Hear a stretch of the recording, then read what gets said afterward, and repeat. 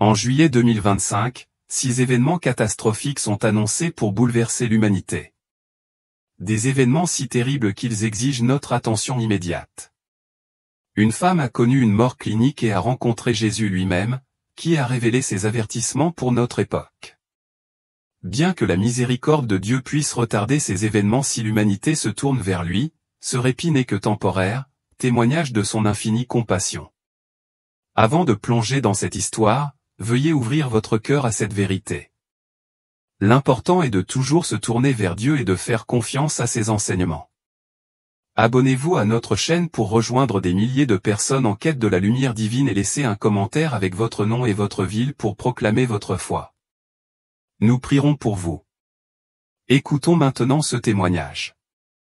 Je m'appelle Cathy et je suis chirurgienne pédiatrique de 40 ans, originaire de Dallas, au Texas. Pendant 13 ans, j'ai consacré tout mon cœur à sauver des enfants. Mes mains étaient fermes au bloc opératoire. Mon esprit était ancré dans la science. Je faisais confiance aux faits, à ce que je pouvais voir et mesurer, rejetant toute spiritualité comme superstition. La foi m'était étrangère. J'ai grandi dans un foyer où Dieu était rarement mentionné. Mes parents étaient plus préoccupés par leur carrière que par l'Église. Enfant, j'observais le monde à travers le prisme de la logique. Fasciné par la biologie et la mécanique du corps humain, mes études de médecine ont affiné cette vision. J'excellais, animé par le besoin de guérir, de réparer ce qui était brisé. À 30 ans, j'étais un chirurgien de renom. Mes journées étaient remplies d'interventions complexes, mes nuits de revues médicales. Mais sous ce succès persistait un vide profond. Je l'ai repoussé, l'enfouissant sous le travail, convaincu que mon scalpel avait un but. Je n'avais pas le temps de me poser des questions sur les âmes ou l'au-delà. Le 16 septembre 2024, tout a basculé. J'étais au milieu d'une opération exténuante de 13 heures pour séparer des jumeaux siamois. Une intervention qui a exigé toute mon expertise. La salle d'opération vibrait de tension, les moniteurs bipaient, mon équipe avançait en cadence. La sueur perlait sur mon front tandis que je travaillais, concentré. Puis une douleur aiguë me transperça la poitrine comme une lame se tordant profondément. L'obscurité m'engloutit et mon cœur s'arrêta de battre pendant 17 minutes. Durant ces minutes, je ne m'évanouis pas comme par magie. J'ai franchi un seuil, pénétré dans une réalité qui ébranla mes certitudes scientifiques. Jésus lui-même m'a rencontré, sa voix claire, sa présence indéniable. Il m'a montré 6 événements terrifiants qui devaient se produire en juillet 2025. Chacun était un maillon d'une chaîne de jugement divin. Il m'a confié la mission d'avertir l'humanité de se préparer avant la fin du temps imparti. Je suis revenu à la vie, changé à jamais. Mon cœur battait désormais pour un but autre que la table d'opération. Au moment où mon cœur s'est arrêté, une étrange sensation m'a saisi. Ce n'était pas de la douleur, mais une tension, comme si mon essence même s'était arrachée de mon corps. Je planais au-dessus du bloc opératoire, voyant ma silhouette inerte affalée sur le sol. Mon équipe se bousculait, leur voix affolée. Le monde en dessous s'estompa, et je me retrouvais dans un lieu d'une beauté à couper le souffle. Une douce lumière baignait tout, non pas aveuglante comme le soleil, mais chaleureuse, comme une douce étreinte. L'air était pur, chargé d'un doux parfum de fleurs indicibles, une fragrance qui apaisait mon âme. Les champs s'étendaient à perte de vue, vibrant de couleurs trop vives pour la terre, d'un vert plus profond que n'importe quelle forêt, d'un bleu plus éclatant que n'importe quel ciel. Une rivière cristalline coulait non loin, ses eaux scintillantes, chantant un doux murmure mélodique. Chaque brin d'herbe semblait vivant, ondulant dans une brise caressante.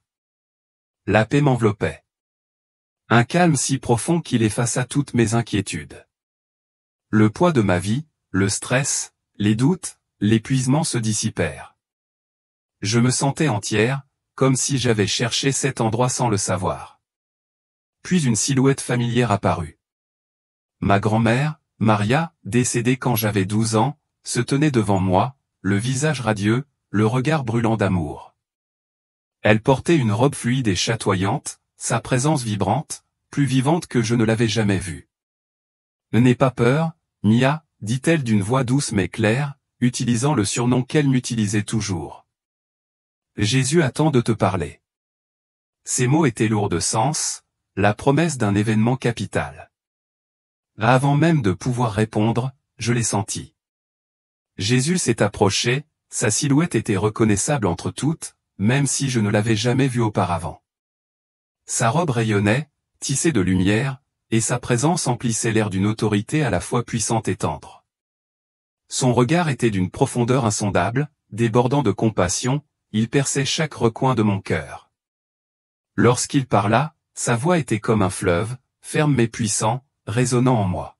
« Et Cathy, dit-il, le temps est court. De grands événements arrivent sur Terre. » Il s'approcha et la lumière autour de lui s'intensifia, m'enveloppant de chaleur.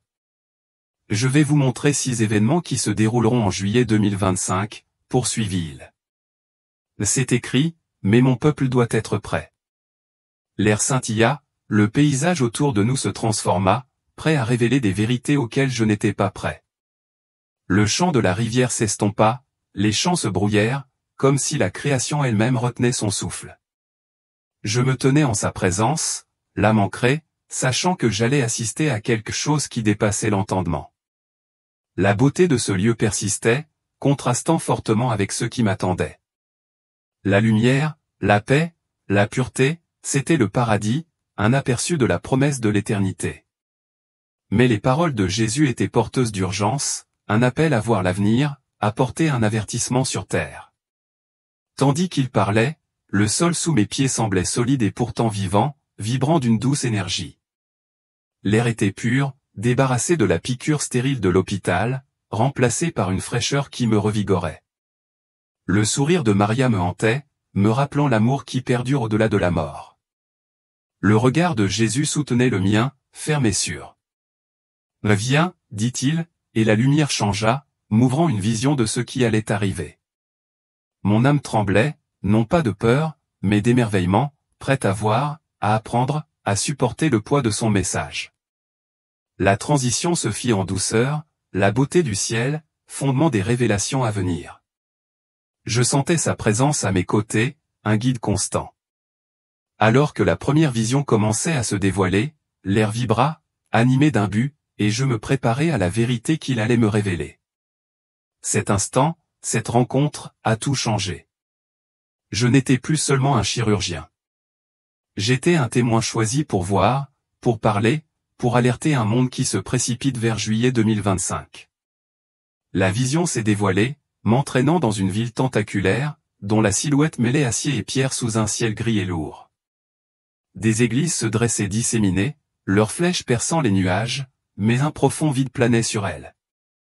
Beaucoup étaient déserts, leurs bancs couverts de poussière, leurs sanctuaires silencieux, l'air vicié par l'abandon. Je suis entré dans une grande cathédrale, ses vitraux ternes, son autel froid. Une petite foule écoutait un pasteur, d'une voix douce, déclarant que le péché n'avait aucune importance, assurant que tous iraient au paradis, quelle que soit leur vie. L'air devenait lourd, chargé d'un mensonge qui engourdissait l'esprit, l'assemblée hochant la tête aveuglément, le visage vide. Une autre église apparut, ses murs drapés de drapeaux arc-en-ciel, symboles contrastant avec les écritures dont je me souvenais maintenant. Le prédicateur proclamait l'égalité de toutes les croyances, appelant à la célébration de chaque choix, ses paroles douces mais creuses. L'air était teinté d'une fausseté amère. Les fidèles applaudissaient, ignorant qu'ils embrassaient une doctrine qui menait à la ruine. La scène se déplaça en juillet 2025. Une vaste salle de conférence grouillait de dirigeants d'églises venus des 4 coins du monde. Une figure charismatique se précipita sur l'estrade, imposante de sa présence, sa voix veloutée, promesse de progrès. Il déclara les enseignements moraux de la Bible obsolètes, exhortant l'Église à s'adapter aux valeurs modernes. Ces paroles furent accueillies par un tonnerre d'applaudissements. Les écrans retransmirent l'événement dans le monde entier. Une bannière numérique annonçant la date. Des caméras filmaient les dirigeants signant une déclaration visant à redéfinir la foi. L'atmosphère crépitait d'excitation, mais sous celle-ci se cachait un vide glacial, comme si la vérité elle-même reculait. Des millions de personnes regardaient, séduites par la promesse d'une nouvelle église, leurs acclamations résonnant dans la vision. Les églises se vidaient rapidement, portes verrouillées, lumières éteintes, les familles abandonnant la foi pour cette nouvelle doctrine. L'air se rafraîchissait, un gel spirituel se répandait. Le sol se fissura, comme en deuil de la trahison. Les réseaux sociaux bourdonnaient, les hashtags célébrant le changement, tandis que les vérités anciennes étaient enfouies sous une vague d'approbation. J'ai vu une petite église dans une ville tranquille, son pasteur prêchant avec une Bible ouverte, la voix assurée, ses fidèles résolus. Dehors, la foule se moquait, les railleries vives, mais l'air à l'intérieur brillait faiblement, réchauffé par leur fidélité. Ces quelques fidèles tenaient bon, un reste accroché à des paroles éternelles au milieu de l'apostasie.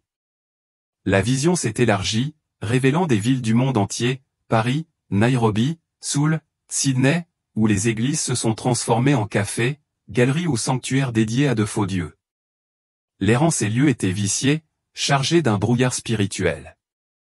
Le sol était instable, la création gémissant sous le poids de la tromperie. Le ciel s'assombrissait, les nuages tourbillonnant, reflétant le chaos en contrebas. Dans un marché animé, une jeune femme distribuait des tracts proclamant le salut universel. Son sourire était éclatant, mais ses yeux ternes.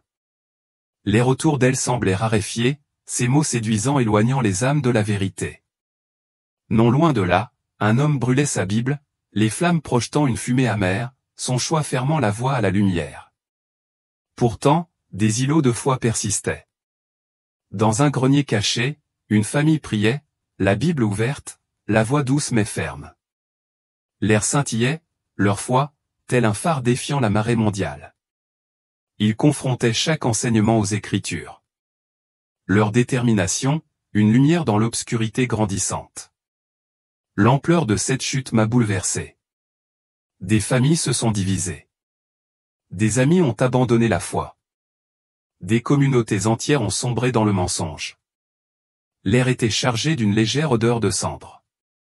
Un vestige de conviction brûlée. Le sol tremblait subtilement. Un avertissement des conséquences. J'ai vu une mère, autrefois croyante, enseigner à ses enfants que la morale était fluide, sa Bible intacte posée sur une étagère. L'atmosphère de sa maison était pesante, son poids spirituel s'installait, son choix obscurcissait son âme. Ses enfants écoutaient, le cœur balancé, inconscient du prix à payer. À l'inverse, un jeune pasteur d'une église rurale lisait Jean 8, proclamant la vérité immuable du Christ. Son assemblée, petite mais déterminée, priait avec conviction, en contrepoint à la dérive du monde. Leur foi était un roc inflexible face à la tempête. La conférence a refait surface, sa déclaration devenue un mantra mondial, prêché dans des méga-églises et diffusé en ligne. L'air vibrait d'une fausse unité, le sol en dessous était instable. Alors que des millions de personnes abandonnaient le chemin étroit, la vision persistait sur leurs visages, certains jubilants, d'autres incertains, ressentant une perte qu'ils ne pouvaient nommer. Une scène finale montrait un croyant solitaire sur une place, tenant une pancarte citant Hébreux 13h8, proclamant la constance du Christ. On bafouait les passes, mais quelques-uns s'arrêtèrent, le regard scrutant, l'air agité par le doute. Son courage sema des graines, un faible espoir au milieu de l'apostasie. Alors que la vision se dissipait, les églises vides persistèrent dans mon âme, leur silence, un appel à l'avertissement. L'air s'éclaircit, mais la vérité resta pesante, me poussant à parler de la grande apostasie de juillet 2025. Je portais le poids de cette trahison, résolu à réveiller ceux qui cherchaient encore la vérité. Cette vision m'a transporté dans une ville américaine dynamique, aux rues animées par la circulation et les néons, mais dont l'ombre planait sur elle. Nous étions en juillet 2025 et des panneaux d'affichage numérique affichaient une nouvelle loi. La prédication biblique était désormais un discours de haine passible d'emprisonnement. L'air crépitait de tension, un mélange de peur et de défi, le sol était ferme mais chargé d'agitation.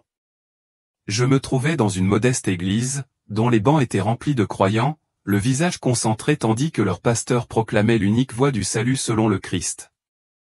Les portes s'ouvrirent brusquement, la police fit irruption, leurs bottes résonnant, leurs menottes luisant dans la pénombre.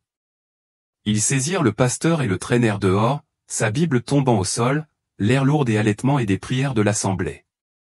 Dehors, le pasteur fut forcé de monter dans une camionnette, l'air calme, une faible lueur dans les yeux malgré le chaos. L'air se fit plus froid, la foule se dispersa, certains murmurant des prières, d'autres reculant, effrayés. Ce n'était pas un acte isolé, mais le début d'une vague mondiale, une persécution plus féroce que toutes celles qui avaient eu lieu depuis la Rome antique. La scène se déroula dans un quartier de banlieue où une mère enseignait les Écritures à ses enfants à la lueur des bougies. Un coup sec frappa violemment le silence et des assistantes sociales entrèrent, le visage sévère, déclarant ces cours illégaux.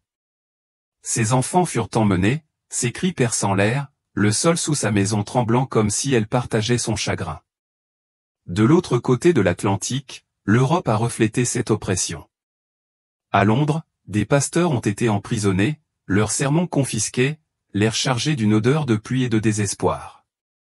À Paris, des familles ont été condamnées à des amendes pour avoir suivi des études bibliques privées, leurs domiciles ont été perquisitionnés, leurs terrains ont été marqués par le poids de la tyrannie.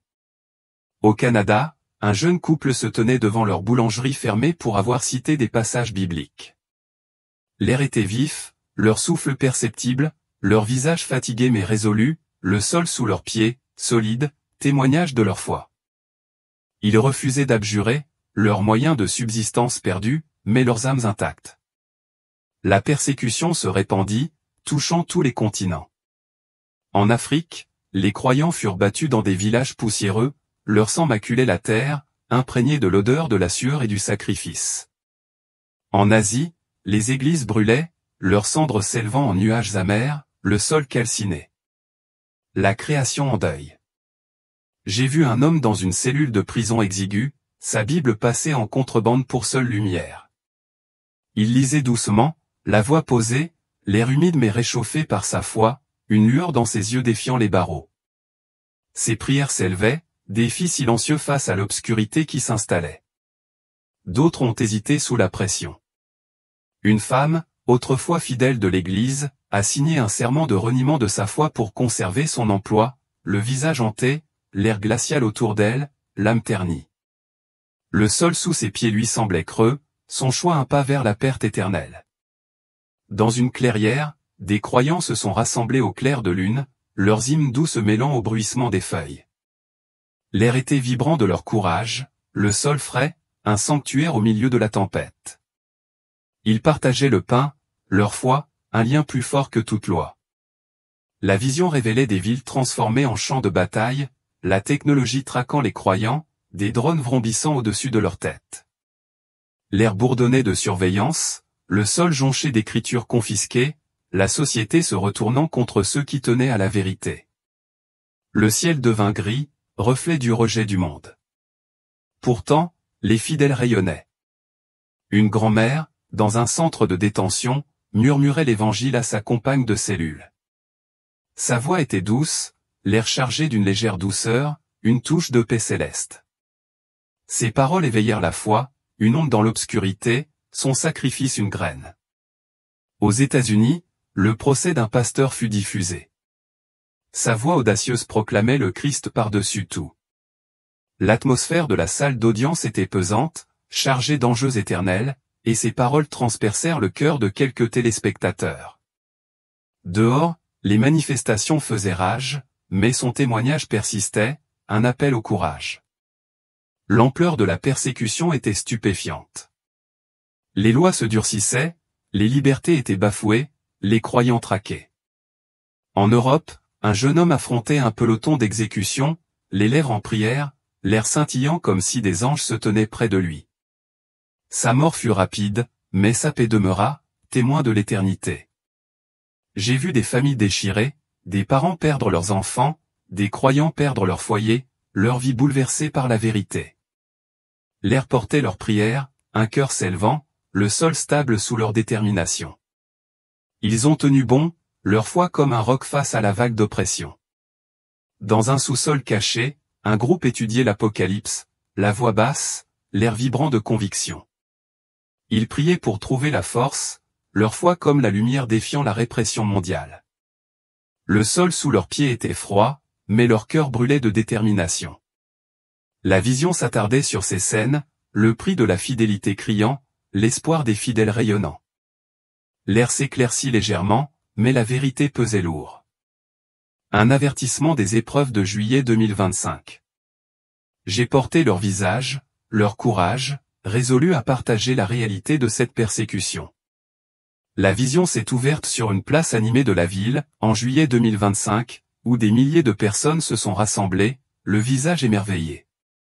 Des êtres descendirent, leur forme radieuse, leurs ailes scintillant comme du cristal, leur présence emplissant l'air d'un doux parfum hypnotique, tel de l'encens. Ils accomplirent des miracles, des yeux aveugles s'ouvrirent, des jambes boiteuses marchèrent, la nourriture se matérialisa, l'air scintilla, les acclamations de la foule s'élevèrent comme une vague. Ces êtres parlaient d'unité, proclamant l'égalité de toutes les religions, niant la divinité unique du Christ. Leur voix était mélodieuse, apaisante, l'air doux d'un calme lavande, berçant les foules et leur insufflant confiance.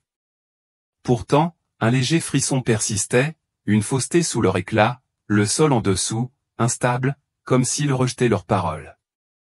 La scène se déplaça dans un temple en Inde, où un autre être guéri, un enfant, l'air chatoyant d'émerveillement, la foule en pleurs. Le message était clair. Oubliez les anciennes croyances. Accueillez une nouvelle aube spirituelle. Tous les chemins mènent à un seul Dieu. Le sol tremblait faiblement. La création pressentait le mensonge. L'air était lourd d'une amertume. À Rome, une cathédrale offrait un spectacle. Un être ressuscitait un homme. Des halètements emplissaient l'air d'une douce crainte. L'être déclarait que Jésus était l'un des nombreux sauveurs. Il exhortait à une foi universelle. L'air vibrait d'excitation.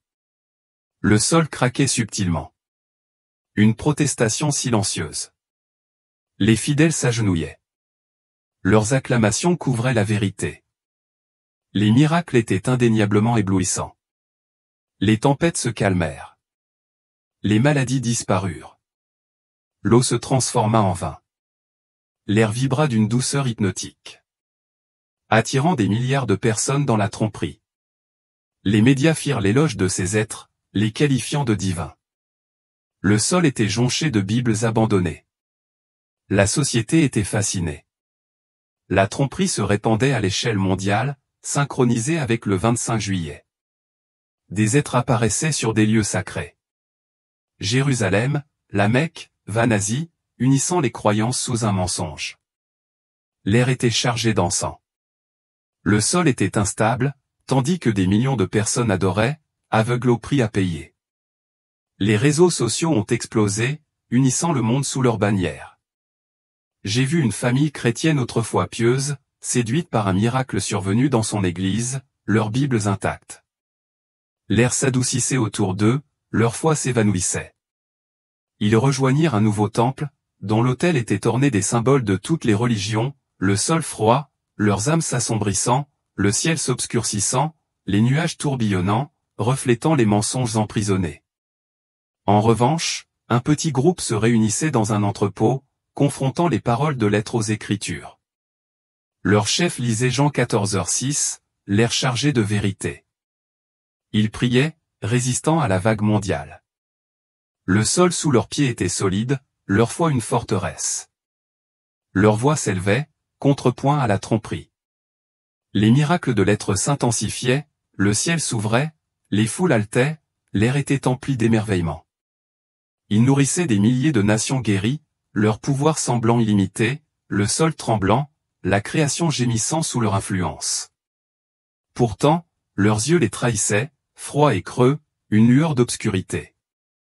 Dans un stade, un être proclamait une nouvelle ère. L'air était enivrant, la foule ondulait, perdue dans le charme. Un croyant solitaire se tenait là, proclamant la vérité du Christ, l'air vibrant de son courage, ses paroles transperçant la transe. Il fut réduit au silence, mais sa voix persista, semant le doute chez quelques-uns. L'ampleur de la tromperie était immense. Des églises fusionnant avec d'autres confessions, des pasteurs prêchant l'unité, leurs chairs ornées de symboles universels. L'air en ces lieux était vicié, un brouillard spirituel s'installait, le sol instable, la vérité enfouie. Le monde était uni, mais à un prix éternel. J'ai vu une jeune femme guérie d'un cancer jurer fidélité aux êtres. Son visage rayonnait, mais ses paroles étaient vides, niant le sacrifice du Christ. L'air autour d'elle s'assombrissait, le sol était froid, son âme en danger. Son histoire se répandit, inspirant des millions de personnes à la suivre, aveugles aux mensonges. Dans une église rurale, un pasteur avertissait ses fidèles, la voix assurée, l'air vibrant de conviction. Il lisait Matthieu 24. Ses fidèles priaient, leur foi inébranlable, le sol solide sous leurs pieds, un sanctuaire au milieu de la tromperie. Leur détermination était une lumière guidant les autres vers la vérité. L'influence de ces êtres se resserrait, leur miracle une toile prenant au piège des milliards de personnes, même des croyants. L'air s'alourdissait, une obscurité planétaire s'installait, le ciel se couvrait de nuages, un monde se détournant de son Créateur. Le sol se fissura, annonçant l'effondrement des fondations mensongères. Tandis que la vision se refermait, les faux sourires des êtres persistaient, leur miracle devenant un piège, l'air s'éclaircissant, mais la vérité pesante. La tromperie de juillet 2025 était réelle, une épreuve de discernement, m'incitant à alerter. J'avais cette vision en tête, résolu à réveiller ceux qui étaient aveugles aux signes et aux prodiges. Cette vision m'a plongé dans une ville en proie au chaos. Juillet 2025. Ces rues étaient encombrées d'une foule désespérée. Les banques étaient plongées dans le noir, portes closes. Les écrans numériques clignotaient. Les marchés s'effondraient. Les devises étaient sans valeur. L'air était lourd de panique. Sueur et fumée s'engouffraient. Des émeutes éclatèrent, des magasins pillés, le sol jonché de débris de verre. Un monde s'écroulait. Une voix résonna dans les haut-parleurs, calme et pourtant autoritaire, proposant un nouveau système, une marque sur la main ou le front à acheter et à vendre. Des files d'attente se formèrent, des gens impatients, des scanners imprimant des marques lumineuses, l'air bourdonnant de faux espoirs, le sol tremblant, rejetant l'intrusion. C'était la marque de la bête, un choix aux enjeux éternels. La scène se déroulait dans une ville rurale. Des familles se rassemblaient, leurs économies épuisées, des enfants pleurant de faim. Des fonctionnaires arrivèrent, offrant nourriture et médicaments, mais seulement pour la marque, l'air chargé de désespoir, une odeur amère de cendres persistant. Certains acceptèrent, le visage soulagé, mais hanté, le sol froid sous leurs pieds. D'autres refusèrent, se cachant dans des granges, leur foi inébranlable malgré la faim, l'air environnant apportant une légère chaleur, un murmure de sollicitude divine. Une mère repoussa la cible, priant, le sol stable, sa confiance en Dieu inébranlable.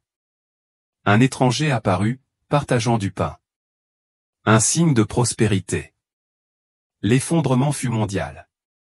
Ville en feu, marché vide, nation en ruine. L'air était âcre. La fumée et le désespoir étouffaient les rues. Le sol était marqué par les émeutes. La création gémissait sous le chaos. La marque se répandit. Une toile numérique liant survie et soumission. Sa lueur, une promesse glaçante. Sur une place de marché, un homme refusa la marque, proclamant le Christ. L'air vibrait de son courage, le sol était ferme. Des soldats le saisirent, son sang souillant la terre, mais ses paroles éveillèrent la foi d'un passant. L'air portait son sacrifice, une vague d'espoir. La technologie était élégante, les scanners bourdonnaient, les marques liées à des comptes mondiaux, traçant chaque transaction. L'air vibrait de leur efficacité, une fausse sécurité attirant des milliards de personnes, le sol instable, sentant le poids du mensonge, la société remodelée, la survie suspendue à l'acceptation des marques. J'ai vu une église, ses membres sans marque, partager de maigres provisions, leurs prières emplissant l'air d'un doux contrepoint au chaos. Le sol sous leurs pieds était froid, mais leur foi le réchauffait, leur visage serein, confiant dans la providence divine. Ils ont pris soin des personnes sans marque, leur espoir étant un phare. L'ampleur de l'effondrement était stupéfiante. Les chaînes d'approvisionnement ont été rompues, la nourriture a disparu, les villes ont été affamées. L'air s'est assombri, une morosité mondiale s'est installée, le sol jonché de richesses abandonnées. Un monde dénudé. La marque est devenue une bouée de sauvetage. Sa lueur de fausse lumière dans l'obscurité. Sur une place, un jeune couple partageait son dernier repas avec un inconnu, le visage serein.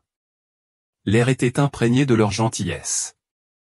L'inconnu écoutait leur évangile, son cœur s'épanouissait, le sol était stable sous leur témoignage. Leur sacrifice éveilla la foi, une lumière dans la ruine.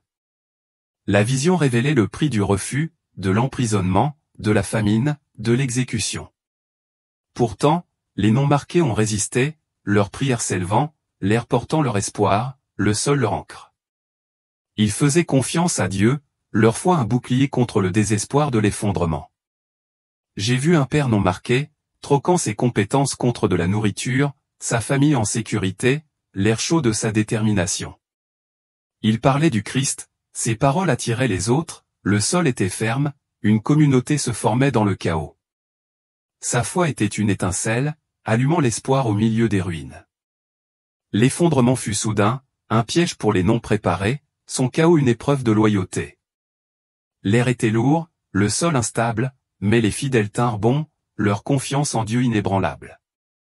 Ils partageaient, priaient et témoignaient, leur vie témoignant de la vérité. Alors que la vision s'estompait, la lueur des marques persistait, symbole d'un choix éternel, l'air s'éclaircissant, mais la vérité pressante. L'effondrement de juillet 2025 approchait. Une épreuve exigeant une préparation, me poussant à alerter, je portais cette vision, résolu à préparer les autres à la crise à venir. La vision rugit, la terre se convulsant. Juillet 2025, une ville se fendant sous un violent tremblement de terre. Les bâtiments s'effondraient, des cris perçaient l'air, le sol était déchiqueté, crachant poussière et soufre. Une blessure dans la création saignait du chaos. Le ciel s'assombrissait. Les nuages étouffaient la lumière. Un monde à l'agonie. Des tsunamis s'abattaient sur les villes côtières, les vagues engloutissaient les maisons. L'air était chargé de sel et de sang. Le sol était emporté, laissant la dévastation. Des volcans entrèrent en éruption, des cendres recouvrirent les villes, l'air brûla, un goût amer de destruction s'accrochant à tout. Des tempêtes firent rage, la foudre déchira le ciel, les vents déracinèrent les forêts, le sol fut balafré, la création gémit. Les catastrophes furent mondiales, synchronisées. La terre trembla, les océans rugirent, le ciel s'embrasa, l'air fut lourd de fumée et de désespoir. Des villes s'effondrèrent, des rivières s'assèchent, le sol fut brûlé, une planète pleura sous le poids du péché. C'étaient les douleurs de l'enfantement, le début de la tribulation annoncée, un signe de la fin. Dans un village rural, les survivants creusaient dans les décombres, leurs baleines rugissaient, l'air vibrait de leur chagrin. Certains s'agenouillaient, implorant la miséricorde, la voix s'élevant, le sol stable sous leur repentir. D'autres maudissaient, leur colère, leurs défis amers, l'air froid, leurs cœurs endurcis. Dans un désert, un pasteur guidait les survivants, partageant de l'eau, prêchant le retour du Christ. L'air sec mais réchauffé par leur foi.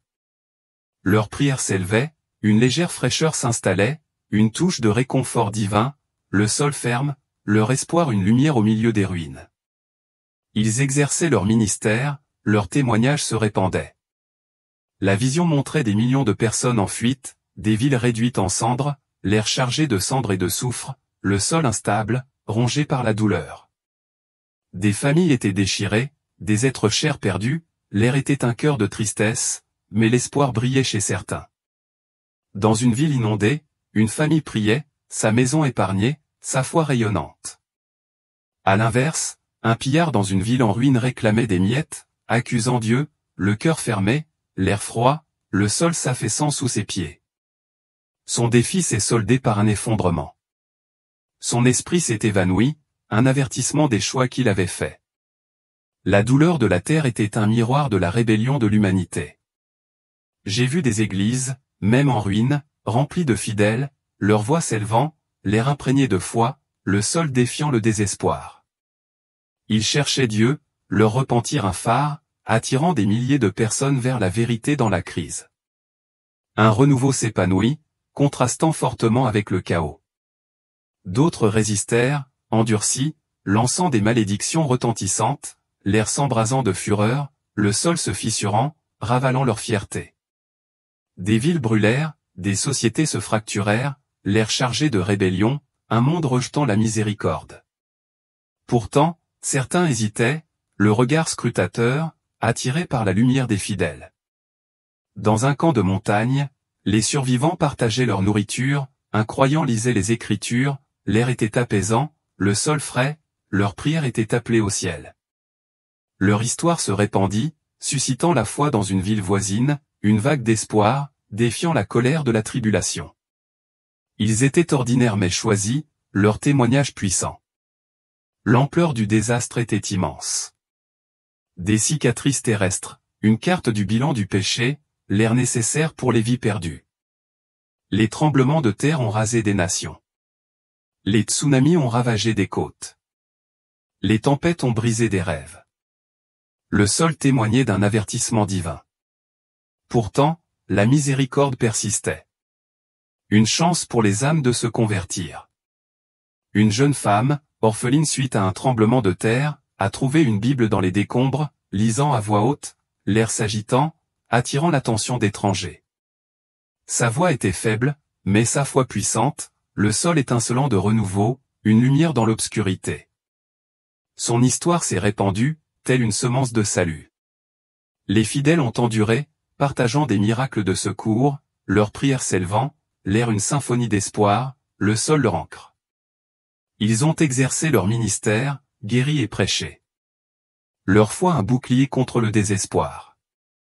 Leur vie un appel à l'éternité.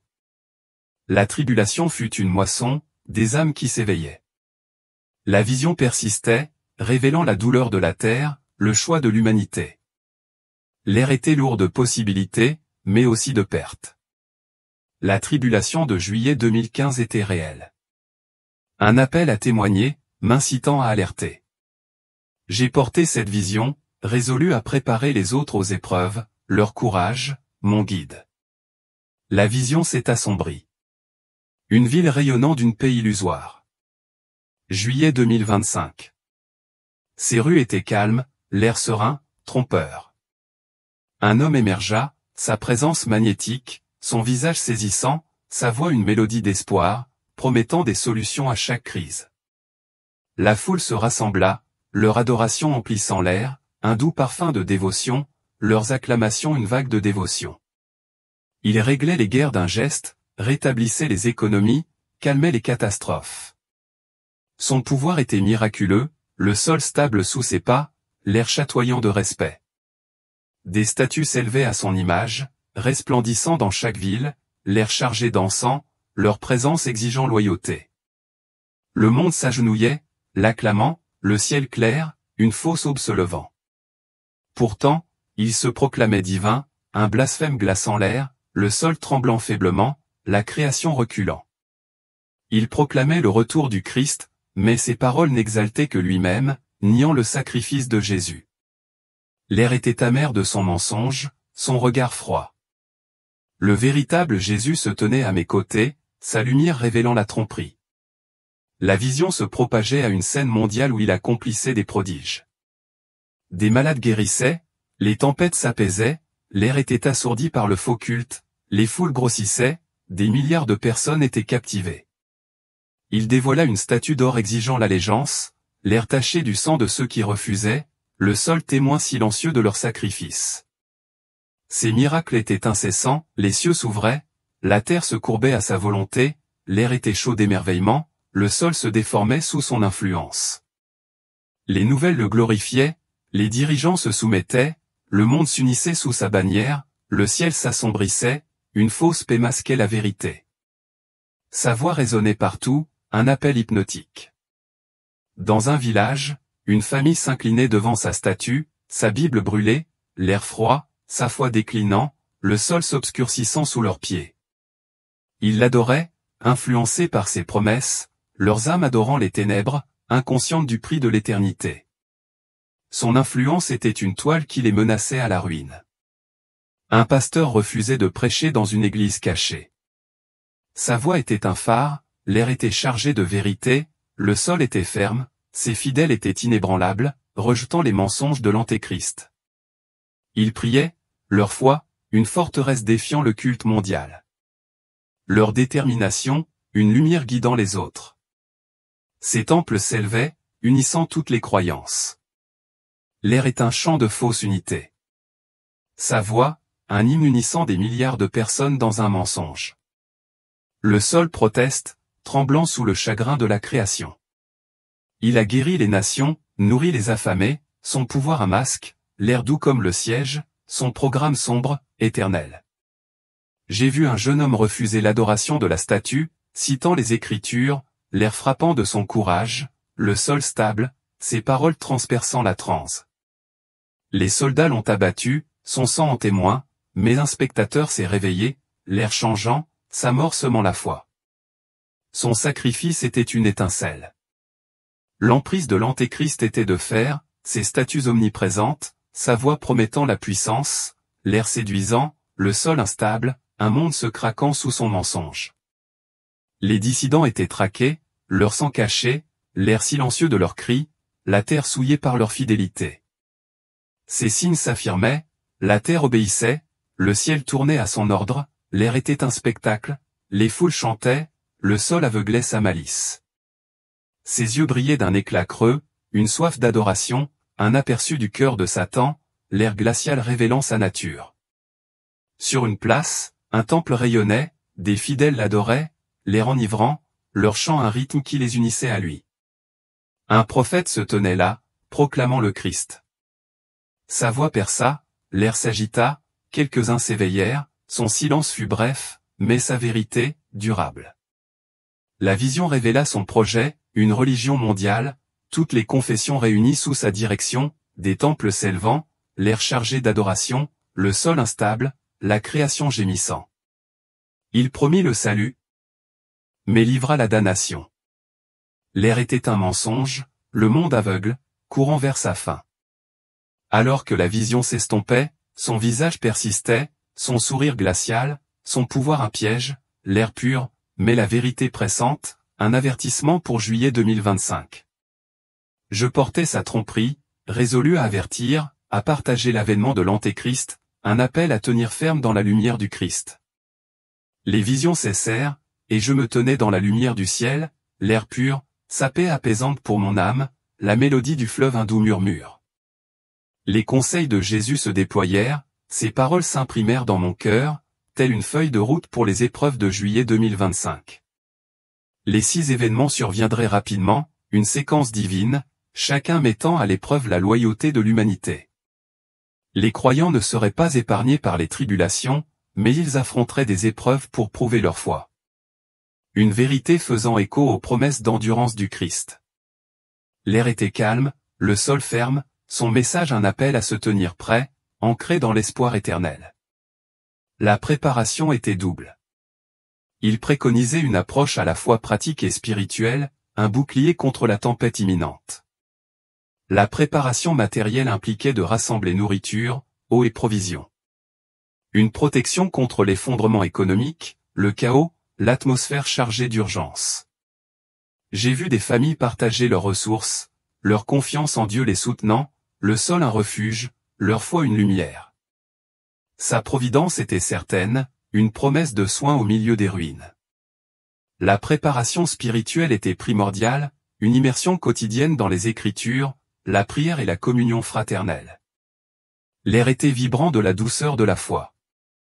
Ceux qui connaissaient sa parole discerneraient la vérité, le sol serait stable, leur cœur ancré contre la tromperie. J'ai vu des églises prier, unies, leur détermination un phare. L'opposition surgirait, même au sein de la foi, les dirigeants rejetant cet avertissement, s'accrochant à leur confort, l'air lourd de leur déni. Pourtant, sa force maintenait, le sol un bouclier, sa présence un guide à travers le mépris. J'ai ressenti l'appel à parler avec audace, sans me laisser décourager par la peur. L'évangélisation était essentielle, la tribulation ouvrait les cœurs, des millions de personnes cherchaient la vérité, l'air vibrait d'opportunités divines. Les croyants étaient témoins de leurs paroles audacieuses, le sol s'animait de réveil, une moisson d'âmes dans les ténèbres. J'ai vu des inconnus partager l'évangile, leur courage de feu se propager. Les Écritures ancraient les avertissements de Dar, Matthieu, l'Apocalypse et Daniel révélaient la fin des temps, l'ère de la vérité. Éternel, le sol solide, un guide pour les perdus. J'ai vu des croyants étudier, leur Bible rayonnante, leur foi inébranlable, une lumière dans le chaos. Sa parole était une boussole immuable. La marque de la bête était une épreuve finale, un choix éternel, son acceptation, une rupture avec Dieu, l'air lourd d'avertissement, le sol ferme, incitant à la confiance en lui. J'ai vu les fidèles refuser, leurs visages affamés mais radieux, l'air divin, leurs âmes en sécurité, sa miséricorde appelant chacun à résister. La communauté était vitale, les croyants partageaient comme un seul homme, comme dans l'église primitive, le sol était un refuge, l'air chaud de la prière. J'ai imaginé des réseaux clandestins se cachant, soutenant leur unité comme une force, leur foi pure, défiant la persécution. Ils prospéraient, leur amour témoignant du Christ.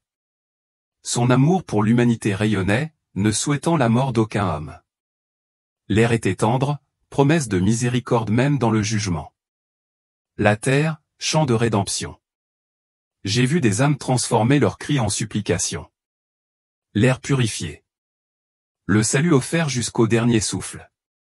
Son cœur était vaste. Un appel à tous. La tribulation produirait un miracle. Plus d'âmes sauvées que jamais. L'époque, une moisson. La terre, renaissante. Les croyants rayonnaient. Leur foi, une lumière. J'ai vu des réveils en ruine, des fidèles prêcher, leur voix s'élever, un espoir défiant le désespoir. Les plans de Satan échoueraient, le dessein de Dieu triompherait. Israël était au centre, ses épreuves un signe, lié à la prophétie, l'air s'agitant, le sol une vision de Jérusalem, une fausse paix brisée. J'ai vu les troubles au Moyen-Orient, les nations s'affronter, l'air un avertissement, les croyants observant, leur espoir dans le retour du Christ. Son regard était fixe, une promesse proche. Sa seconde venue serait glorieuse. Un rugissement de lion, pas un murmure d'agneau, l'air se fendait, le ciel s'embrasait, sa puissance était éternelle, la terre tremblait. Aucun œil ne verrait aucun secret. Les anges avec lui, l'air radieux, sa gloire indéniable. J'ai vu son retour, un espoir pour les fidèles, un ciel et une terre nouveaux attendus. Ni chagrin, ni douleur. L'air pur, la terre éternelle, une promesse pour ceux qui persévèrent. Sa voix citant la révélation. J'ai vu des âmes du paradis rachetées, leur joie éternelle, sa lumière leur foyer. Cet espoir soutenait un appel à la persévérance. Son ultime mission était claire. Partager cette vérité malgré le rejet, la remission, la terre qui appelle au courage, mon cœur témoin. J'ai juré de parler, d'avertir, de préparer les âmes pour le 25 juillet. Un appel à sauver, à faire briller sa lumière avant la tombée de la nuit. Je me suis réveillé à l'hôpital, les moniteurs hurlant, les médecins abasourdis, mon corps intact après 18 minutes sans battement de cœur. Aucune lésion cérébrale ne subsistait, un miracle défiant la médecine, l'air acre d'antiseptique, animé d'un but. Les visions brûlaient. L'appel de Jésus me guidait. J'ai laissé la chirurgie derrière moi, prêt à affronter son message, un avertissement des épreuves de juillet 2025. J'ai voyagé, prêchant dans les églises, la voix pressante, l'air chargé d'espoir ou de doute. Ma vie lui appartenait, un témoignage à partager sans crainte. Certains ont accueilli mon histoire avec enthousiasme, leurs yeux unis, impatients de prier, de réchauffer l'atmosphère de la foi. Dans les petites villes, les salles étaient remplies de croyants, leurs prières ancrant le sol, leur détermination une force. Ils écoutaient, le cœur ouvert, prêts à affronter l'avenir. D'autres se moquaient, leur foi tiède, rejetant les visions comme des illusions, l'air lourd de leur rejet. Dans les villes, les sceptiques interpellaient, leurs paroles tranchantes, mais quelques-uns s'attardaient, le regard curieux, le sol frémissant de possibilités. J'ai persévéré, fidèle à sa mission. Son dernier message résonnait en moi. Son amour est éternel. Son retour proche, sa victoire sur les ténèbres assurée. Il exhortait à la fidélité jusqu'à la mort, promettant la force, l'air divin, un appel à la persévérance. J'ai partagé ces mots, le cœur serein, ma mission claire. Chaque soir, j'étudie les Écritures, leurs vérités sont illuminées, mes prières sont constantes, l'air est imprégné de sa présence. Le monde court, aveuglé par la tempête, mais je parle dans l'espoir de le réveiller. Le sol est ferme, ma foi ancrée. Je vis pour cela, témoin de juillet 2025. Les visions demeurent, leur poids me guide, me poussant à avertir l'air clair mais urgent. Les églises que je visite, les visages que je rencontre nourrissent ma détermination, leurs prières sont un cœur, le fondement de ma fondation. Je partagerai jusqu'au bout pour ceux qui sont prêts à entendre sa vérité. Le témoignage de Cathy nous bouleverse. Une chirurgienne devenue messagère dévoilant les avertissements divins de juillet 2025. Sa vision du paradis, de l'enfer et des épreuves à venir appelle à la réflexion. Sommes-nous prêts? Nos cœurs sont en harmonie avec Dieu. Ce n'est pas seulement son histoire. C'est un appel à l'éveil, à choisir la vérité plutôt que le confort. La miséricorde de Dieu offre le temps de se repentir, mais le temps presse vers le jugement. Partagez ce témoignage, priez et recherchez la lumière du Christ. Restez à l'écoute pour une autre révélation. Une histoire qui vous touchera l'âme et vous guidera sur votre chemin. Le premier semestre de cette année a été marqué par d'intenses bouleversements. L'avez-vous constaté aussi? Le temps semble s'écouler à une vitesse inhabituelle. Troubles politiques, catastrophes naturelles et instabilité mondiale se produisent partout. Les événements se succèdent sans relâche, comme si une trompette invisible retentissait au loin. Tout cela pourrait-il être le signe que quelque chose d'énorme se rapproche? La réponse se trouve peut-être dans le témoignage d'un homme décédé aujourd'hui. L'un d'eux a déjà commencé à se manifester. Ces événements ne sont pas seulement mondiaux. C'est un signal d'alarme pour chaque individu. Vous n'êtes pas ici par hasard. Alors, restez jusqu'à la fin, car dans chaque événement, il y a quelque chose que le Seigneur veut vous dire directement. Laissez votre nom et votre ville de résidence afin que nous puissions prier pour vous et demander à Dieu de se souvenir de vous dans son plan divin. Et à ceux qui nous ont soutenus par de grands remerciements, nous sommes profondément reconnaissants. Nous croyons que Dieu voit votre cœur et qu'il bénira abondamment votre obéissance. C'est plus que soutenir une chaîne. C'est un moyen pour vous d'intégrer directement dans votre vie un pas fidèle vers le plan que Dieu a préparé pour vous. Souvenez-vous, rien de ce qui est fait en son nom n'est jamais oublié. Aidez-nous à diffuser la vérité en ces temps de la fin en vous abonnant. Écoutons maintenant le témoignage de cet homme. Je m'appelle Joy Bani. J'ai 50 ans et j'ai passé une grande partie de ma vie à éteindre des incendies qui n'étaient pas les miens, parmi des familles brisées, parmi des adolescents qui ne parlaient plus à personne, parmi des adultes qui pleuraient doucement dans les bureaux gris de la vie moderne. Le conseiller familial, m'ont-ils dit, mais je n'étais qu'un homme fatigué qui essayait de réparer ce que personne ne voulait vraiment réparer. Je me souviens de ce matin-là, un jour d'avril ordinaire, comme les autres. J'avais parlé à une mère qui se sentait responsable du suicide de son fils. Elle l'avait trouvé pendu à la poutre du garage et ne pouvait plus prier. Je lui avais dit que même moi, je ne croyais pas vraiment que Dieu soit proche des cœurs brisés. Elle avait hoché la tête, mais ses yeux étaient vides, et peut-être les miens aussi. Puis tout s'est brisé.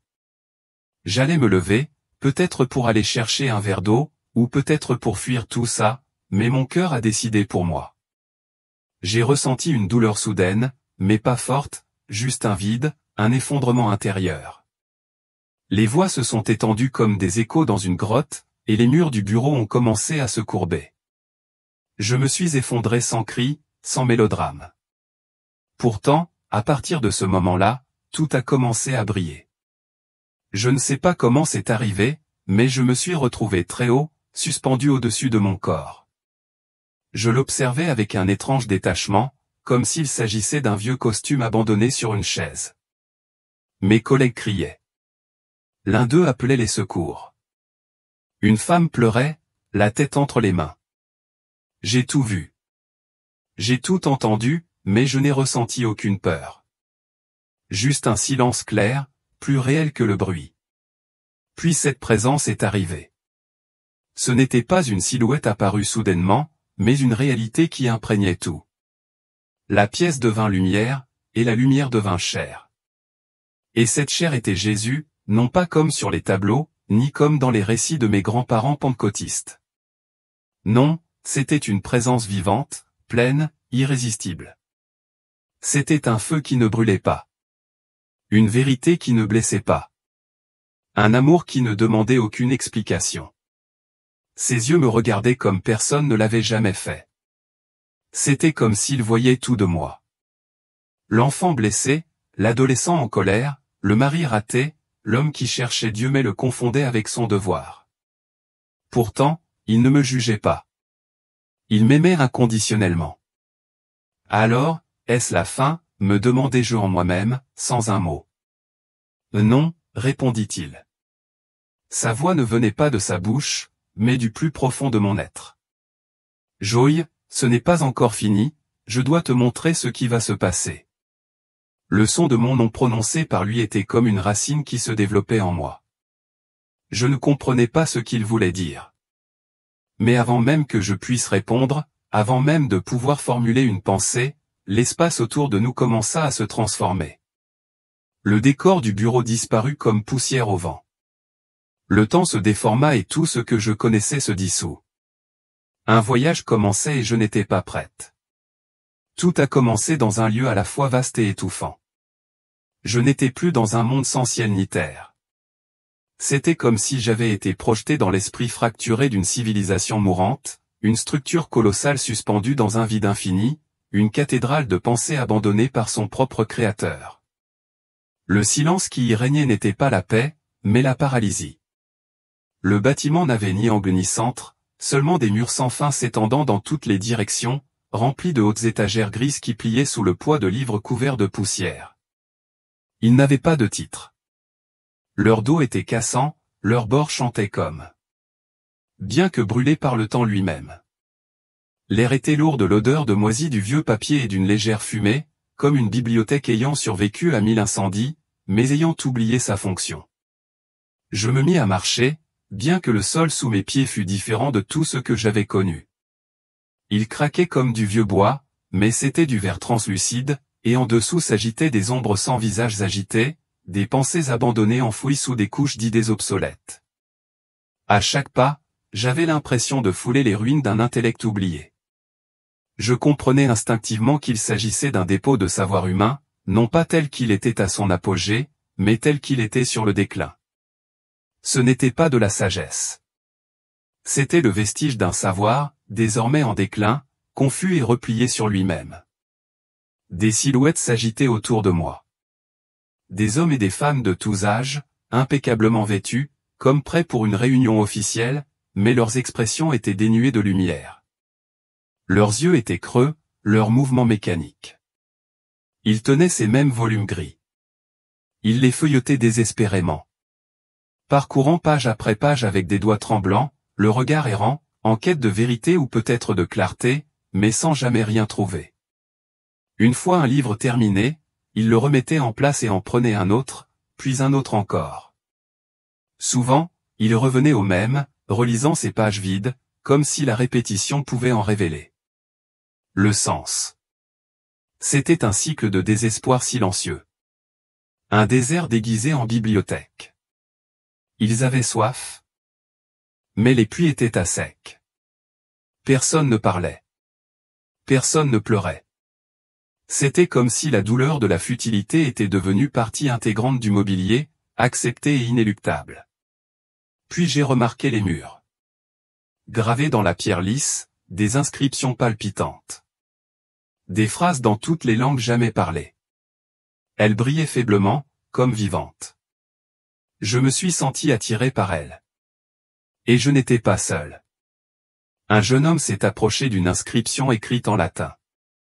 Sa posture et ses vêtements le qualifiaient d'érudit, peut-être de scientifique. Ses yeux brûlaient d'une soif intellectuelle. Il tendit la main et effleura les lettres du doigt. En un instant, la lumière disparut. L'écriture se transforma en cendre, ruisselant sur son costume. Il recula de douleur, mais personne ne se tourna pour l'aider. Personne ne broncha. Son cri n'était qu'un son parmi le bruissement des pages et le silence résonnant. Et puis il était là. Je ne l'avais pas vu arriver, mais soudain, Jésus se tenait à mes côtés. Nul besoin de présentation. Sa présence n'emplissait pas la pièce. Elle devenait la pièce. Pour la première fois, l'air était vivant. Il parla et sa voix fit trembler les murs. C'est l'esprit de l'humanité. Ils ont bâti des cathédrales de pensée, mais ont oublié la parole. Ils ont élevé des tours vers le ciel, mais leurs fondations sont de sable et d'orgueil. Il m'a regardé, non pas vers moi, et je me suis senti exposé, mais sans peur. Puis il a levé le bras, et le plafond au-dessus de nous s'est ouvert comme un lourd rideau tiré en arrière. Au-delà, j'ai vu un ciel sombre, mais pas vide. Il était tapissé de symboles, d'étranges écritures inversées scintillant comme un code en miroir. Je ne pouvais pas les lire, mais je les comprenais. Je suis mon propre Dieu. Il n'y a pas de vérité absolue. Le bien et le mal sont des illusions. La foi est une cage. L'évolution et le salut. Ce n'étaient pas des affirmations. C'étaient des credos érigés par l'homme comme des évangiles, gravés dans l'esprit humain. Et c'étaient des mensonges. Jésus reporta son regard sur la foule en contrebas. Ils cherchent des réponses, dit-il, mais ils ne les trouveront pas ici. Ils ont banni la lumière de leur quête. À cet instant, toute la bibliothèque se mit à trembler. Les étagères se fendirent. Les livres prirent feu sans flamme, se consumant silencieusement page après page. Les gens se bousculaient, désespérés, serrant les volumes contre leur poitrine, cherchant à en récupérer d'autres, comme s'ils pouvaient sauver ce qui restait. Mais chaque livre qu'ils touchaient se réduisait en cendres entre leurs mains. Le feu consumait tout. Pourtant, il ne faisait aucun bruit. Puis quelque chose d'inattendu se produisit. J'ai vu quelques silhouettes s'éloigner des étagères. Lentement, presque avec hésitation, elles lâchèrent les livres. Leurs mains se vidèrent et leurs genoux fléchirent. Un à un, ils s'agenouillèrent, non pas en signe de défaite, mais de reddition. Ils ne cherchèrent plus du regard. Ils fermèrent les yeux. Ils ne cherchaient pas la compréhension. Ils cherchaient le pardon. Et là où d'autres étaient cernés de cendres, ces quelques-uns commencèrent à briller. Le costume qu'ils portaient sur les épaules se transforma en lumière.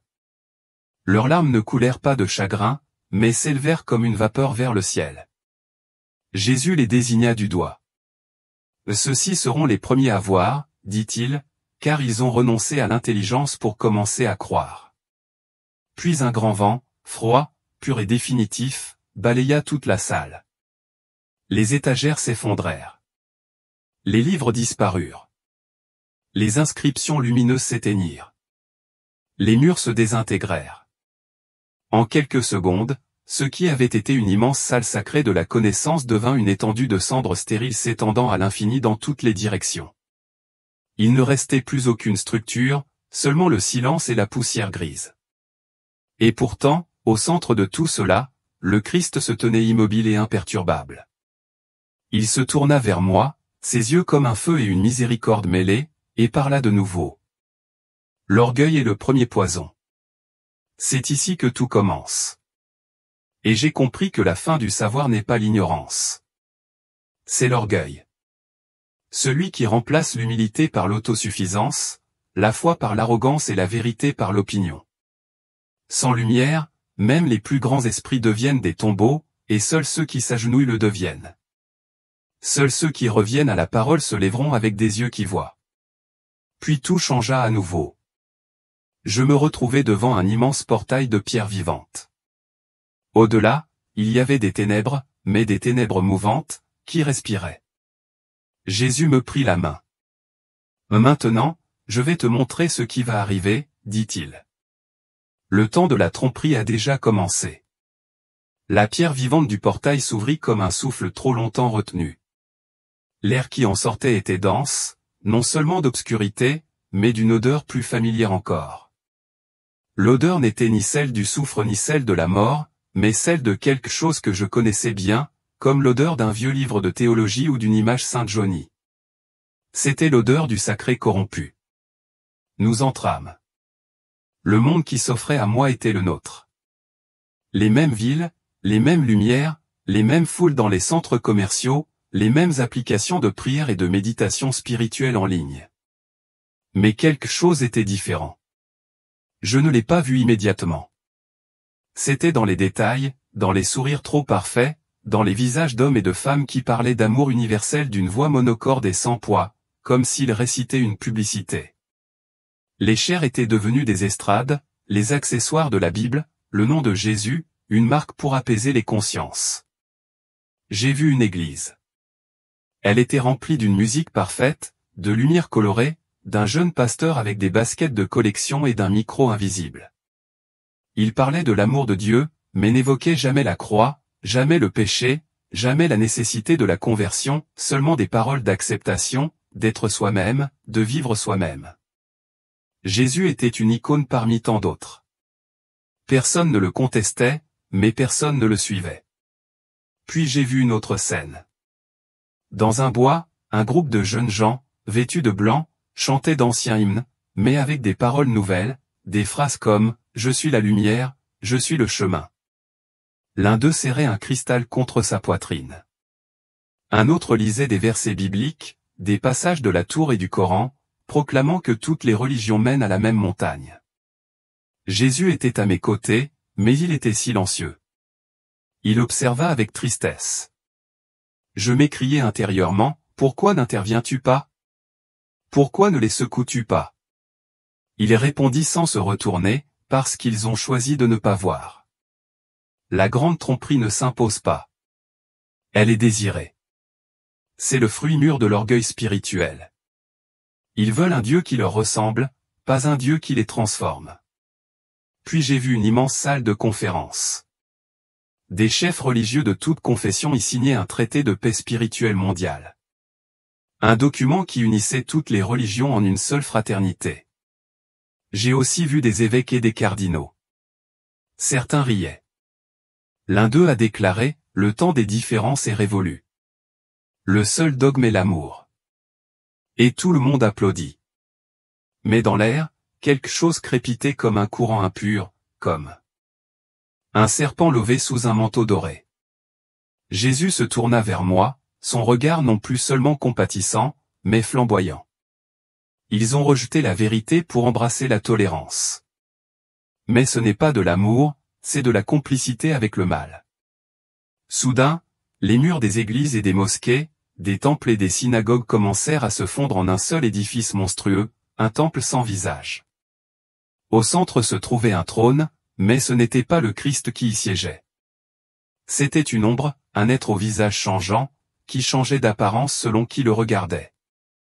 Pour certains, c'était Bouddha, pour d'autres un gourou, pour d'autres encore une mère divine ou un esprit cosmique.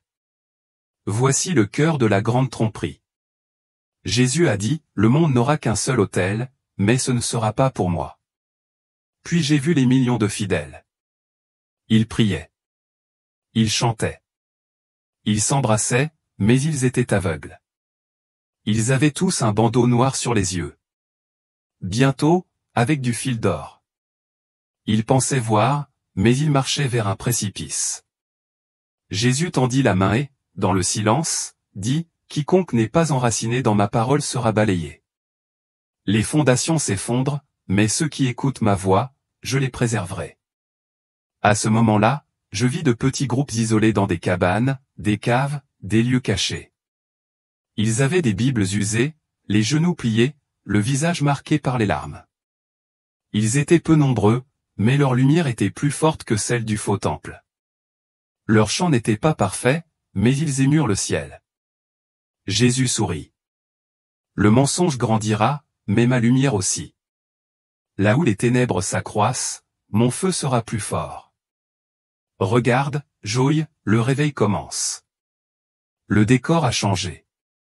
Le temple de la tromperie s'est dissous comme un rêve brisé. Et dans ce vide subsistant, quelque chose d'inattendu est apparu. Le silence, mais pas un silence vide. C'était une anticipation comme l'instant précédant l'aube, lorsque chaque créature retient son souffle. J'ai senti Jésus marcher à mes côtés, et sa voix était un murmure qui fendait l'air. Mon réveil ne commence pas dans les palais, mais dans les cœurs brisés. Puis j'ai vu le premier éclair de lumière. Il est tombé sur un gratte-ciel. Un jeune programmeur, seul dans son bureau à Singapour, fixait un écran rempli de codes. Il était intelligent, influent, et travaillait sur une intelligence artificielle spirituelle capable de simuler la voix de Dieu. Mais quelque chose s'est brisé. Je l'ai vu s'arrêter, fermer les yeux, appuyer son front contre le clavier. Puis il s'est mis à pleurer. Ce n'étaient pas des pleurs humains. C'étaient des pleurs qui venaient de son âme. Il a dit, seulement Jésus. Je ne te connais pas, mais si tu es là, brise-moi. Et le ciel s'ouvrit. Une lumière le traversa, et sa bouche se mit à louer sans savoir comment. Les lignes de code disparurent, et un seul mot apparut à l'écran. Je suis le deuxième incendie à éclater dans une salle de classe universitaire en Hollande. Une professeure de philosophie, connue pour avoir publiquement démoli la foi chrétienne, expliquait que la religion n'était qu'une invention culturelle.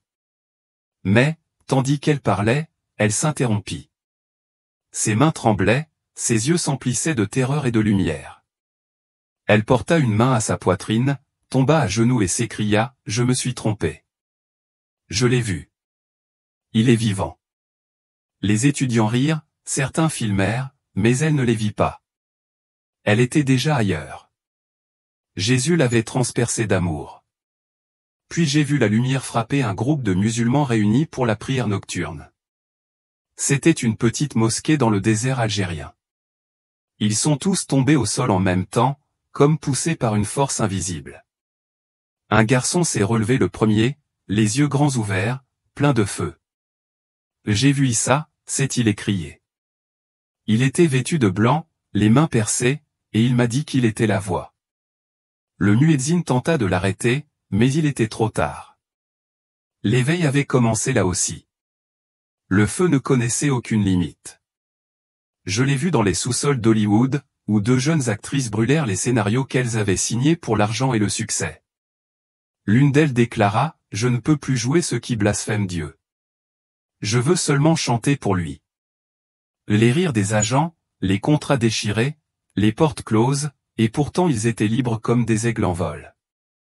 J'ai vu des mères en Ukraine qui, au milieu des sirènes et des décombres, ont appris à leurs enfants à prier avec des mains tremblantes et une foi inébranlable.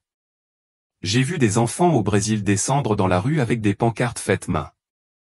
Jésus revient. Soyez prêts. Et j'ai vu des prêtres, des religieuses, des ouvriers, des toxicomanes, des hackers, des juges et des vendeurs ambulants recevoir la touche de l'esprit et commencer à parler des langues qu'ils n'avaient jamais entendues. Prier avec puissance, prêcher avec larmes, servir avec feu. Mais alors les fissures ont commencé. Des familles ont été divisées. Des écoles ont été expulsées. Des entreprises ont été licenciées. Certains ont été moqués, d'autres menacés. Les éveillés étaient peu nombreux, mais ils ne se cachaient pas. Ils priaient dans le métro, dans les bars, sur les terrains de football. Ils ne cherchaient pas les scènes. Ils cherchaient les âmes. Il n'y aura plus de foi tiède, dit Jésus d'une voix ferme. Soit vous êtes pour moi, soit vous êtes contre moi. J'ai vu de petits groupes se rassembler dans les maisons, dans les bois, dans les montagnes. Ils chantaient sans instrument, mais le ciel descendait sur eux. Il n'y avait aucune structure, seulement la présence du Christ lui-même. Leurs yeux brillaient d'une lueur que le monde ne pouvait ni comprendre ni éteindre. Cela n'a pas commencé par une trompette ou un tremblement de terre, mais par un regard tourné vers moi, mon regard redirigé par le Seigneur vers quelque chose que je n'avais jamais pensé chercher. Des enfants. Ni théologiens, ni évêques, ni revivalistes régnant sur des stades, mais de petits enfants fragiles et souvent oubliés. Certains avaient à peine 8 ou 10 ans, le visage encore rond d'innocence. D'autres avaient les joues creuses, le corps affaibli par la maladie ou la faim. Beaucoup n'avaient pas de famille. Certains vivaient dans des orphelinats. D'autres gisaient dans des lits d'hôpitaux, reliés à des machines. Pourtant, en chacun d'eux se trouvait quelque chose que le monde avait perdu depuis longtemps, une pureté non souillée par le cynisme, une flamme intacte par l'orgueil. J'ai vu leur visage non pas en un seul endroit, mais à travers les nations, les continents, les langues et les cultures, et partout ils s'élevaient. Dans un village indien reculé, la poussière volait sous les pieds nus d'un jeune garçon qui courait vers le centre de la place. Sa chemise tombait amplement sur sa silhouette frêle, mais ses yeux brillaient d'une lueur surnaturelle. Il n'avait ni Bible, ni éducation formelle, ni titre, seulement une certitude inébranlable au fond de son cœur. Debout sous un château d'eau rouillée, il élevait la voix, non pas avec force, mais avec ferveur. Même si je n'entendais plus les mots exacts, je savais ce qu'il proclamait. Jésus avait guéri sa mère et il était tout près. Certains villageois riaient. D'autres le congédiaient d'un geste de la main. Mais nombreux étaient ceux qui tombaient à genoux, submergés par quelque chose de plus profond que la logique, une présence, un frémissement dans leur âme qu'aucun enfant ne pouvait imaginer. Ailleurs, dans un camp de réfugiés recouvert de poussière et de désespoir, j'ai vu une jeune fille accroupie à côté d'une femme mourante. Ses vêtements étaient en lambeaux, ses genoux meurtris par le sol rocailleux, et pourtant ses mains irradiaient de chaleur lorsqu'elle toucha doucement le front de la femme. Il n'y eut ni cérémonie, ni chant, seulement un léger murmure de révérence. Tandis qu'elle priait, la lumière semblait s'infiltrer entre ses doigts comme des fils invisibles, tissant la guérison dans la chair blessée. La femme remua, puis ouvrit les yeux. Ses yeux, autrefois voilés par la douleur, brillaient désormais de vie. La jeune fille ne regarda pas autour d'elle pour la reconnaître. Elle ferma simplement les yeux et de ses lèvres s'échappa un souffle très discret. « Merci, Jésus. » D'autres visions se développèrent. À Lagos, des enfants remplissaient une école à classe unique, parlant des langues qu'ils n'avaient jamais apprises, leurs petites mains levées bien haut. À Sao Paulo, d'autres dansaient les yeux fermés, racontant des visions d'anges et de trônes. À Paris, j'ai vu un garçon appuyer doucement sa paume sur l'épaule d'un sans-abri, priant pour lui au milieu d'une rue glaciale. Des croix étaient dessinées à la craie sur les tableaux noirs des classes, des postes TS sur les portes disaient « Jésus t'aime ». Il arrive bientôt. Dans chaque ville, dans chaque coin d'obscurité, ces petites lumières scintillaient et brûlaient, non pas de bruit, mais de conviction. Ces enfants ne prêchaient pas. Ils ne cherchaient pas les applaudissements. Ils n'accomplissaient pas de miracles devant les foules. Et pourtant, partout où ils allaient, les cœurs étaient transpercés, les démons tremblaient et les cieux s'ouvraient. J'ai senti la présence du Seigneur se rapprocher à nouveau, même s'il n'a d'abord rien dit. Sa proximité était bouleversante. Lorsqu'il a enfin parlé, ce n'était pas un ordre, mais un murmure qui a atteint le plus profond de mon esprit. Les petits marcheront sous mon autorité. Le monde les ignorera, mais l'enfer les craindra. Ces paroles se passaient de commentaires. Je les ai compris immédiatement. Ce que les sages avaient compliqué, les enfants l'ont accueilli avec confiance. Là où d'autres exigeaient des signes, les enfants ont simplement cru. Leur prière n'était pas stratégique. Ils étaient soumis. Leur pouvoir ne résidait pas dans l'expérience. C'était l'impureté. La vision a changé une fois de plus. J'étais maintenant sous terre, dans une église souterraine, enfouie profondément sous les rues d'une ville chinoise animée. Le contraste était saisissant. Au-dessus, le monde évoluait avec rapidité, bruit et distraction. En bas, dans ce sanctuaire caché, le silence régnait. Quelques croyants étaient rassemblés dans l'espace sombre. Il n'y avait aucune lumière, si ce n'est la douce lueur d'une unique bougie. Pas de sonorisation, pas de chœur, juste des mains tremblantes tenant des bibles usées et des lèvres chantant des hymnes si doux qu'ils remuaient à peine l'air. Pourtant, dans le monde spirituel, je pouvais voir ce que l'œil naturel ne pouvait pas voir. Leur voix rugissait. Leur adoration s'éleva comme un feu. Je vis des anges se pencher, attirés par la sincérité de ces saints invisibles. Leurs voix fêlées devinrent comme des trompettes secouant les cieux. Leurs chants murmurés s'écrasèrent comme des vagues contre les portes de l'éternité. Puis Jésus parla de nouveau, cette fois avec le ton d'un roi annonçant l'ordre de bataille. Voici mon réveil. Ce ne sera pas télévisé. Ce ne sera pas confortable, mais ce sera réel, et cela a déjà commencé. À cet instant, j'ai compris quelque chose avec une clarté cristalline. Le jour du retour du Seigneur n'était plus un événement lointain, annoncé seulement par prophétie. Il approchait, et les signes n'étaient pas là où le monde l'attendait. Il ne venait pas de haute tour ni de scènes planétaires. On ne le trouvait pas dans des sermons raffinés ni dans des réveils à la mode. Il émergeait des sols en terre battue et des prières murmurées, des camps de réfugiés et des chambres d'hôpital, des écoles en ruine et des grottes de culte éclairées à la bougie. Le réveil n'était pas un spectacle. C'était un mouvement de vérité, porté par les plus inattendus, les petits, les inaperçus, les abandonnés, ceux que le monde pouvait négliger, mais que les cieux ne pouvaient ignorer. Jésus ne tardait pas. Il préparait son armée. Tout commença à 4 heures du matin. Le son précéda la scène. Ce n'était pas un bruit, mais une vibration qui montait des profondeurs, comme le battement de cœur d'une immense créature. Puis j'ai vu la terre, des continents entiers trembler sous un ciel de cuivre. Il ne pleuvait pas, aucun vent ne soufflait. Pourtant, tout semblait au bord de l'effondrement. Jésus m'a dit, « Regarde, ce qui semblait solide va se briser. » Et ce fut ainsi. J'ai vu une nation, puis une autre, puis une autre. Les économies s'effondraient les unes après les autres, comme des rangées de dominos. Les marchés étaient hystériques. Les dirigeants cherchaient des solutions, mais personne ne parvenait à contenir le chaos. Les gens se précipitaient au guichet des banques, mais ne trouvaient que des écrans noirs et des portes closes. J'ai vu des gens se presser dans les supermarchés, se bousculant, criant, mendiant. Mais les rayons étaient vides et la panique était devenue une nouvelle religion. Puis le ciel s'est ouvert au-dessus d'une capitale européenne. Une tempête de feu s'est abattue sur des infrastructures technologiques que le monde croyait invulnérables. La panne a été mondiale. En une seule journée, les communications ont été interrompues. Plus de signal, plus de connexion, seulement un silence numérique. Mais au cœur de l'homme, il n'y avait pas de silence. Il y avait des cris. J'ai vu des familles divisées non pas par des guerres, mais par des valeurs, des frères contre des sœurs, des pères contre des enfants. Une mère pleurait devant sa porte tandis que son fils lui criait de ne jamais revenir, simplement parce qu'elle avait commencé à lire la Bible. J'ai vu des églises fermées, des pasteurs accusés, trahis, abandonnés. Certains ont choisi de fermer, d'autres ont changé de message pour survivre.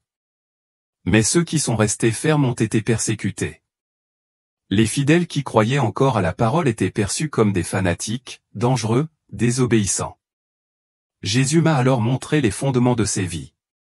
Certaines maisons spirituelles étaient bâties sur la culture du sable, le confort, l'appartenance sociale et l'émotion. Lorsque le vent de la crise a soufflé, ces maisons se sont effondrées avec fracas. Mais j'ai ensuite vu d'autres maisons plus simples, aux murs écaillés mais aux fondations profondes.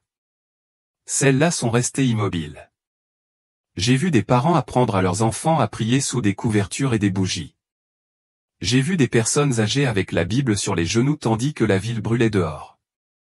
J'ai vu des hommes qui avaient tout perdu mais qui continuaient à louer Dieu. Le grand tremblement n'était pas seulement économique ou politique. Il était moral, spirituel. Tout était mis à l'épreuve. Amitié, mariage, appel, ministère. J'ai vu un jeune missionnaire revenir d'un pays en guerre, implorant de ne pas la quitter.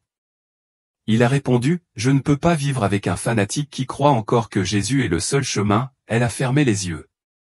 Une larme a coulé sur sa joue. Puis elle a dit, « Alors je quitterai tout, sauf lui. » Et elle quitta tout ce qu'elle aimait pour l'amour de quelqu'un qu'elle ne voyait pas, mais en qui elle croyait. Jésus me murmura, « Maintenant, tu comprendras pourquoi j'ai dit que celui qui veut sauver sa vie la perdra, mais celui qui perd sa vie à cause de moi la trouvera. » Puis j'ai vu les églises qui avaient résisté. Elles étaient peu nombreuses. Elles n'avaient ni LED ni théâtre, seulement des cœurs brûlants.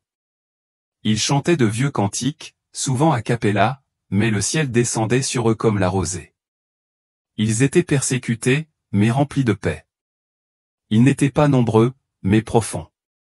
J'ai aussi vu les faux réfugiés, des mouvements spirituels qui promettaient le réconfort mais offraient des compromis. Leurs dirigeants parlaient d'unité sans doctrine, de paix mondiale sans vérité. Mais leur fondation était du sable et des flatteries, et quand l'épreuve est arrivée, elles se sont effondrées. Jésus m'a regardé à nouveau, cette fois avec des yeux remplis de feu et de miséricorde. Ce tremblement sert à séparer l'éternel du temporaire. Ce n'est pas une punition. C'est une miséricorde sévère, car beaucoup dormaient, et maintenant ils doivent se réveiller. La dernière image était une croix au milieu d'un champ dévasté. Tout autour, il n'y avait que de la cendre, mais de la croix émanait une lumière subtile et inébranlable qui montait vers le ciel comme un fil d'or. Alignez-vous sur cette croix, dit Jésus, car la moisson est proche. La croix resta là, dans le champ brûlé, tel un phare au milieu de nulle part. Autour de lui, les vestiges du monde tremblaient encore, mais soudain je l'ai vu. Un souffle, comme un vent, souleva les cendres et les transforma en grains dorés. Le champ tout entier se transforma sous mes yeux. Il était vaste, sans limite, et débordé d'épis mûrs, prêts à être récoltés. Jésus se tenait au bord de la plaine, le visage tourné vers l'horizon. Le temps de la moisson est arrivé, dit-il. Mais les moissonneurs ne seront pas ceux que le monde attend. Et ils commencèrent à arriver. Ce n'étaient pas des prédicateurs célèbres ni des théologiens de théâtre. C'étaient des femmes qui avaient tout perdu, mais qui continuaient à prier. Des hommes qui avaient abandonné le succès pour la fidélité à l'Évangile. Des jeunes anonymes, le regard brûlant. Ils ne parlaient pas d'eux-mêmes. Ils parlaient de lui, les mains marquées par le labeur et le cœur brisé par l'amour. Ils parcouraient les champs du monde et rassemblaient les âmes une à une, sans clameur, avec larmes et prières. Je les ai vus franchir les frontières de nations proches de la parole. L'Évangile fleurissait comme un fleuve souterrain. Dans les pays sous dictature, des familles entières étaient baptisées en silence, dans des cuisines, des cours, des rivières. Dans les pays libres, en revanche, les cœurs étaient plus durs, mais même là, la semence trouvait des fissures sous les ponts, dans les boîtes de nuit, dans les hôpitaux. L'esprit s'animait avec une douce puissance. Puis j'ai vu le tamissage. Un filet invisible descendait du ciel. Il n'était pas fait de fer, mais de vérité. Chaque cœur fut touché, chaque pensée exposée. Il n'y avait plus de zone grise, seulement lumière ou ombre, amour véritable ou religion creuse, fidélité ou compromis confortable. Certains crièrent, tentant de se cacher derrière de bonnes œuvres ou des paroles savantes, mais le filet les transperça et les laissa nus. Et beaucoup, trop nombreux, ceux qui avaient porté le nom du Christ pendant des années tournèrent le dos à la vérité. Certains riaient avec mépris, d'autres se réfugiaient dans de nouvelles doctrines qui promettaient la liberté mais offraient des chaînes. C'est le temps de la séparation. Jésus dit d'une voix ferme, « Je passe mon épouse au crible, non pas pour la punir, mais parce que je la veux pure. » Puis j'ai vu les fidèles, les rares, les vrais. Ils pleuraient. Oui, parce qu'ils ont perdu des amis, des familles, des églises entières, mais ils n'ont pas cédé. Ils ont marché sur la ligne ténue de la vérité, d'un pas lent mais assuré. Ils portaient une flamme dans leurs yeux, la même flamme que j'avais vue en lui. Et partout où ils allaient, ils laissaient derrière eux un sillage d'éveil, mais aussi de guerre. Et puis il est apparu. Il ne venait pas des profondeurs de la terre. Il venait d'en haut, des projecteurs. Il était déjà là, un homme fascinant, brillant et charismatique. Il parlait toutes les langues, mais d'une seule voix, celle que le monde voulait entendre. J'apporterai l'unité, disait-il. Je guérirai les blessures des religions. Je suis le pont entre tous. Il se présentait comme un ami de la paix, un défenseur des faibles, un guide spirituel. Des millions de personnes l'acclamaient. Les télévisions le diffusaient en continu. Les chefs religieux l'applaudissaient. Certains le comparaient au Christ. d'autres le qualifiaient de prophète. Mais ceux qui avaient les yeux ouverts tremblaient. Jésus m'a dit, c'est l'Antéchrist. Il est l'aboutissement de la grande tromperie. Il ne viendra pas avec des épées, mais avec des sourires, non avec du feu, mais avec des étreintes. Mais à l'intérieur, il est un poison. J'ai vu des foules s'agenouiller devant lui. Certains lui apportaient même leur Bible à signer. Son regard était comme des yeux lustrés, parfaits mais sans âme. Chaque mot qui sortait de sa bouche semblait mielleux, mais paralysait. Sauf la nouvelle révélation, disait-il. Laissez-le passer derrière vous. Unissez-vous à la lumière du progrès spirituel. Et au cœur de nombreuses églises, j'ai vu un nouveau signe.